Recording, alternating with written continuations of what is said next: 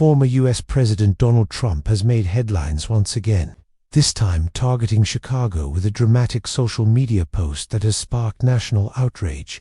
In the post, Trump described Chicago as a war zone and referenced the movie Apocalypse Now, adding the chilling phrase, "I love the smell of deportation in the morning."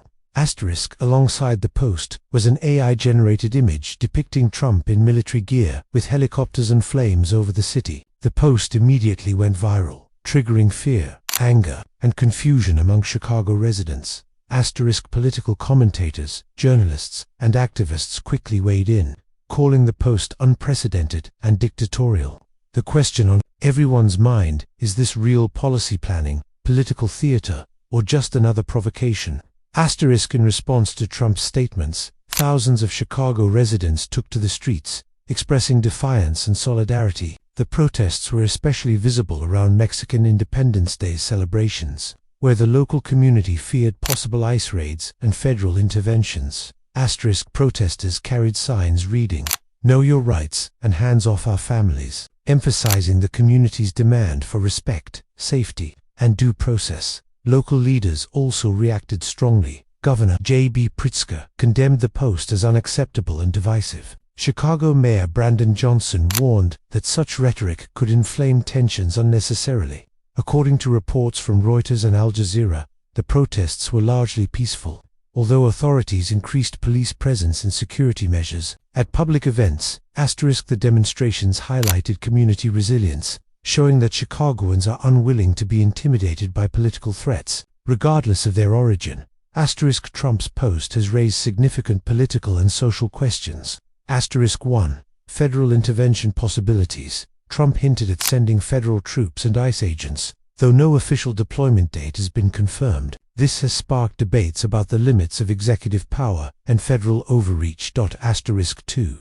Community impact. Many local events, such as El Grito Chicago Mexican Independence Day celebrations, were cancelled or postponed due to safety concerns. This demonstrates how rhetoric can directly affect cultural and social life in urban communities.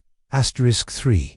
Media reactions. Mainstream outlets, including The Guardian, AP News, and Democracy Docket, have covered the story extensively, emphasizing the mix of fear, political strategy, and media spectacle surrounding Trump's statements. 4. Political polarization. The situation underscores the ongoing divide in U.S. politics, with supporters viewing Trump's statements as tough on crime and immigration, while opponents see them as authoritarian and inflammatory. 5. AI and political messaging. The use of AI-generated imagery in Trump's post shows how technology is increasingly employed in political messaging to dramatize and amplify narratives, blurring lines between reality and provocation.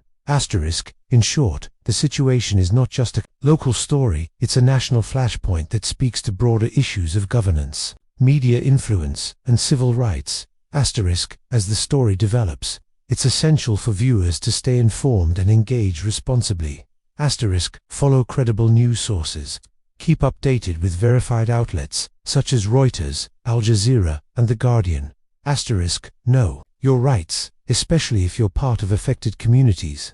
Be aware of your legal protections regarding immigration, protests, and public events. Engage in civil discourse. Avoid spreading unverified information or sensationalism. Share factual updates to promote informed discussion. Support local initiatives. Participate in community-led programs that promote safety, education, and civic engagement. The events in Chicago are a reminder that words, especially from influential figures, carry weight. By staying informed and proactive, communities can respond safely, thoughtfully, and effectively. If you found this video insightful, like, share, and subscribe for more updates on current events and political analysis. Comment below with your thoughts. How do you think cities should respond to federal threats and political provocations?